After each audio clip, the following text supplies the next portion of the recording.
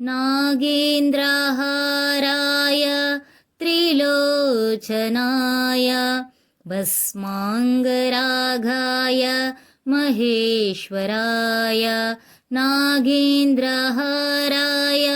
त्रिलोचनाय भस्माङ्गरागाय महेश्वराय नित्याय शुद्धाय दिगम्बराय तस्मै नकाराय नमः शिवाय नित्याय शुद्धाय दिगम्बराय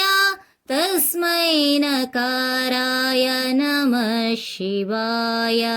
नमः शिवाय नमः शिवाय नमः शिवाय नमः शिवाय नमः शिवाय नमः शिवाय नमः शिवाय नमः शिवाय मन्दाकिनी सलिल चन्दन चर्चिताय नन्दीश्वर प्रमथनाथ महेश्वराय मन्दाकिनी सलिल चन्दन चर्चिताय नन्दीश्वर प्रमथनाथ महेश्वराय मन्दार पुष्प बहुपुष्प सुपूजिताय तस्मै मकाराय नमः शिवाय मन्दार पुष्प बहुपुष्प सुपूजिताय तस्मै मकाराय नमः शिवाय नमः शिवाय नमः शिवाय नमः शिवाय नमः शिवाय नमः शिवाय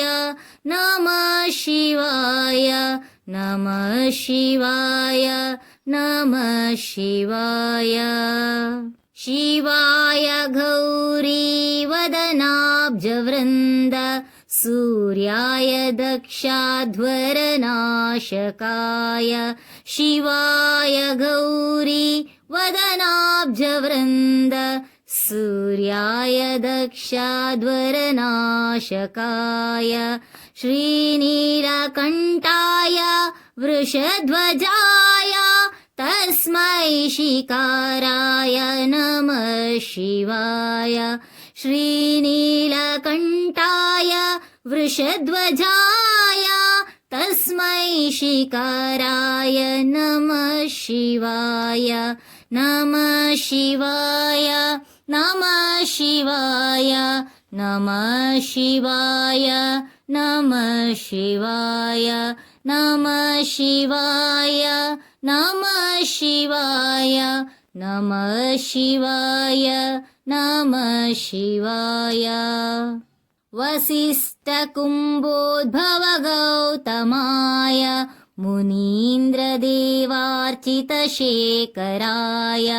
वसिष्ठकुम्भोद्भव गौतमाय मुनीन्द्रदेवार्चितशेखराय चन्द्रार्कवैश्वानरलोचनाय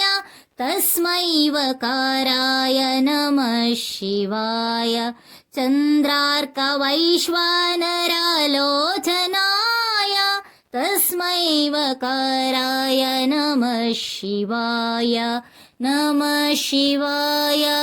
नमः शिवाय नमः शिवाय